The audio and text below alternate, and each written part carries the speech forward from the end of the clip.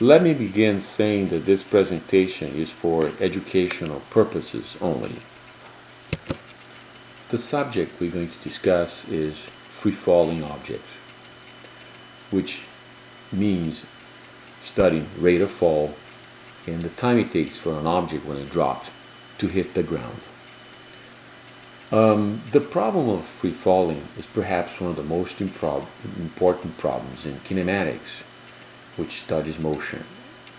And four of the most important thinkers about the subject, as you see, I've chosen Aristole, Galileo, Descartes, and Louis de Broglie in different times of history. Aristotle basically represents the thinker, Galileo the experimentalist. Let's start with the contrast between Aristotle and Galileo. Aristotle advocated that objects of different masses fall at different rates, whereas Galileo defended that objects of different masses fall at the same rate. And he went on to prove that statement by performing experiments. The key is to compare a theorist to a experimentalist.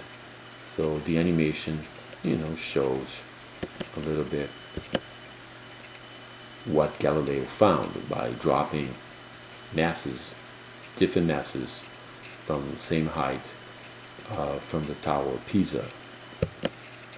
Now, I'd like to present a short movie clip with astronaut Dave Scott in the Apollo 15 on falling objects. Well, in my left hand I have a feather, in my right hand a hammer. And I guess one of the reasons we got here today was because of a gentleman named Galileo a long time ago, who made a rather significant discovery about falling objects in gravity fields. And we thought that where would be a better place to confirm his findings than on the moon. And so we thought we'd try it here for you. The feather happens to be appropriately a falcon feather for our falcon. And I'll drop the two of them here, and hopefully they'll hit the ground at the same time. How about that? That proves that Mr. Galileo was correct in his findings. Okay, then the point is that this seems to be, as you see, a very important subject in physics. Now, let's now go back a little bit to the time of Galileo, but present René Descartes' thought experiment, which basically follows like this. Say you have two identical objects dropped from the same height. Surely they fall at the same rate and hit the floor at the same time. That's it. The object is identical after all.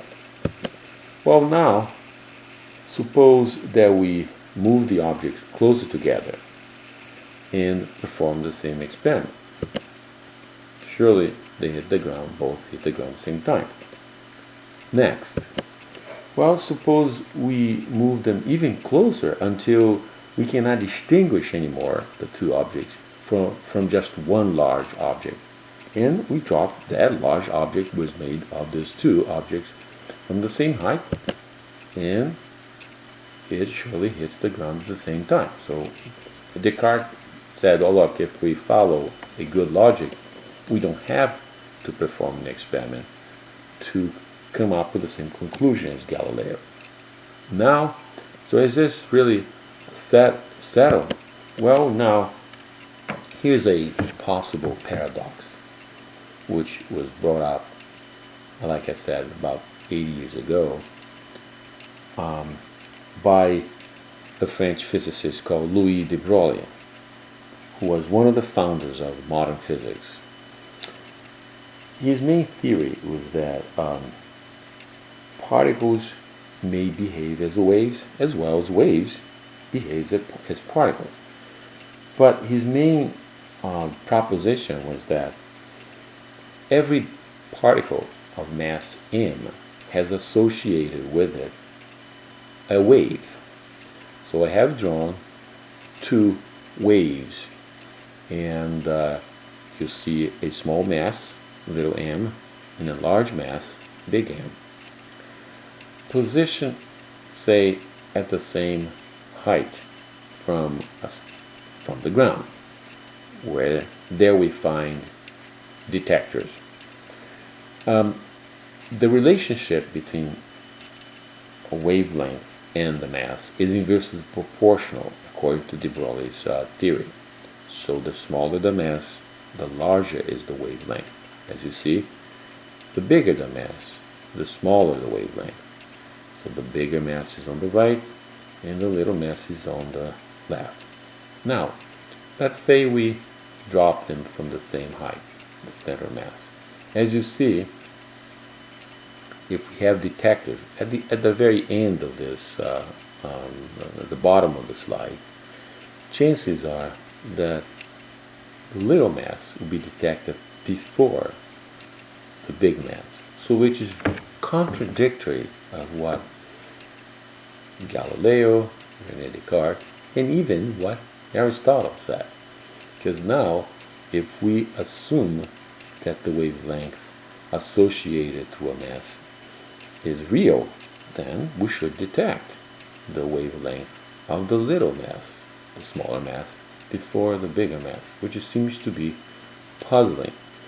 Another way of understanding that is that, well, the wavelength associated, or the wave associated with the mass, only represents a probability of finding the object.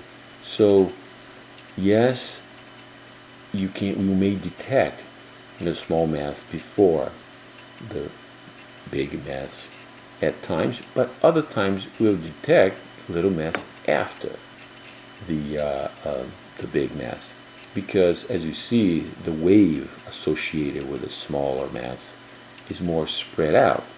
So if that represents a probability, there's probability for the little mass to be detected first, and at the same time to be detected last, and all kinds of other probabilities in between.